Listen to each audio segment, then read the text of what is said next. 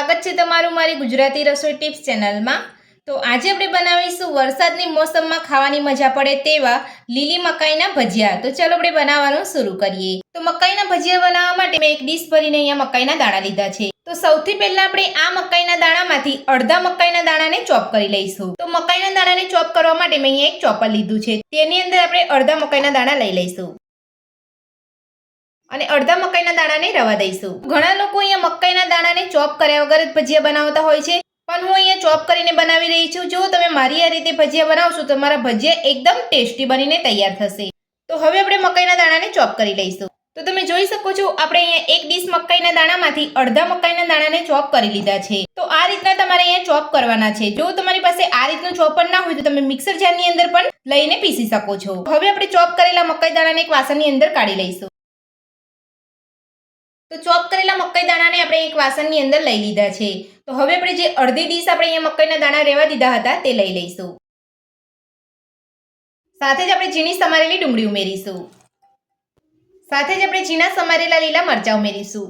તો મરચાંનું પ્રમાણ તમે તમારા ટેસ્ટ પ્રમાણે વધુ ઓછું કરી શકો છો। સાથે જ ઝીણા સમારેલા લીલા ધાણા ઉમેરીશું। એક ચમચી કાશ્મીરી લાલ મરચું ઉમેરીશું। અડધી ચમચી હળદર પાવડર ઉમેરીશું।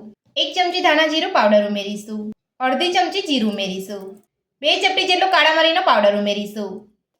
1 ચમચી સફેદ તલ ઉમેરીશું। અડધી ચમચી ચાટ મસાલો ઉમેરીશું। સાથે જ સ્વાદ પ્રમાણે મીઠું ઉમેરીશું। અડધા લીંબુનો રસ ઉમેરીશું। બધા જ મસાલા ઉમેરી લીધા પછી હવે આપણે તેની અંદર અડધી વાટકી ચોખાનો લોટ ઉમેરીશું। તો ચોખાના લોટની જગ્યા પર તમે અહીંયા કોર્નફ્લોર પાવડર પણ લઈ શકો છો। તો હવે આપણે તેની અંદર અડધી વાટકી બેસન ઉમેરીશું। બધું સરસ મિક્સ કરી લઈશું।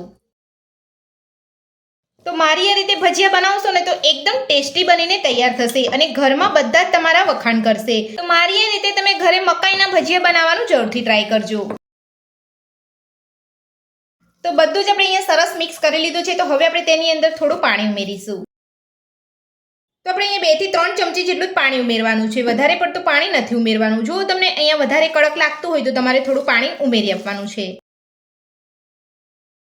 તો પાણી ઉમેરીને આપણે અહીંયા બધું સરસ મિક્સ કરી લીધું છે અને આપણે ભજીયા બને તેવું અહીંયા ખીરું બનીને તૈયાર છે। તો આ રીતના આપણે અહીંયા ભજીયા મૂકી શકીએ તેલમાં, એ રીતનું તમારે અહીંયા ખીરું બનાવવાનું છે। તો તમે જોઈ શકો છો એકદમ આસાનીથી આપણે અહીંયા ભજીયા બનાવી શકીએ છીએ। તો આટલું જ તમારે અહીંયા પાણી ઉમેરવાનું છે, વધારે પાણી નથી ઉમેરવાનું। તો મકાઈના ભજીયાનું ખીરું બનીને આપણું તૈયાર છે। તો હવે આપણે ખીરામાંથી ભજીયા બનાવીશું। તો ભજીયા તળવા માટે આપણે અહીંયા તેલ ગરમ કરવા મૂકી દીધું છે। તો હવે આપણે તેલને ગરમ થવા દઈશું। તો તેલ આપણું અહીંયા ગરમ થઈ રહ્યું છે ત્યાં સુધી આપણે ખીરાની અંદર બેકિંગ સોડા ઉમેરીશું। તેની ઉપર થોડો આપણે લીંબુનો રસ ઉમેરીશું અને બધું સરસ મિક્સ કરી લઈશું। તો આ પ્રોસેસ કરવાથી આપણા ભજીયા એકદમ ક્રિસ્પી અને ટેસ્ટી બનશે। તો સોડા ઉમેરીને આપણે અહીંયા બધું સરસ મિક્સ કરી લીધું છે અને એક બાજુ આપણું તેલ ગરમ થઈ ગયું છે। તો હવે આપણે તેની અંદર ખીરું લઈ અને ભજીયા તળી લઈશું।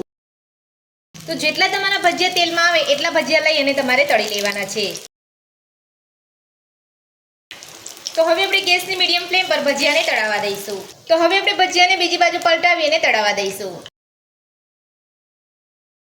તો આ જ રીતે ગેસની મીડિયમ ફ્લેમ પર આપણે ભજીયાને તળવાના છે। આપણે ફૂલ ગેસ ઉપર ભજીયા તળીશું તો ઉપરથી લાલ થઈ જશે અને અંદરથી કાચા રહી જશે। તો બંને બાજુ પલટાવતા જઈ અને આપણે ભજીયાને તળી લીધા છે અને તમે જોઈ શકો છો એકદમ સરસ ભજીયાનો કલર આવ્યો છે અને આપણા ભજીયા પણ એકદમ સરસ તળાઈ ગયા છે।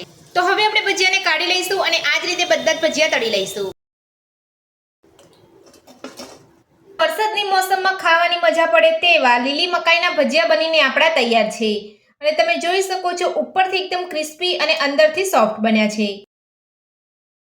તો લીલી મકાઈના ભજીયા બનાવવાની રીત તમને મારી કેવી લાગી મને કોમેન્ટ બોક્સમાં કોમેન્ટ કરીને જરૂરથી જણાવજો અને મારી આ રીતે ઘરે મકાઈના ભજીયા બનાવવાનું જરૂરથી ટ્રાય કરજો। આજની રેસીપી પસંદ આવી તો વિડીયોને લાઇક કરજો, ચેનલને સબસ્ક્રાઇબ કરજો, તમારા મિત્રોને જરૂરથી શેર કરજો। Thank you.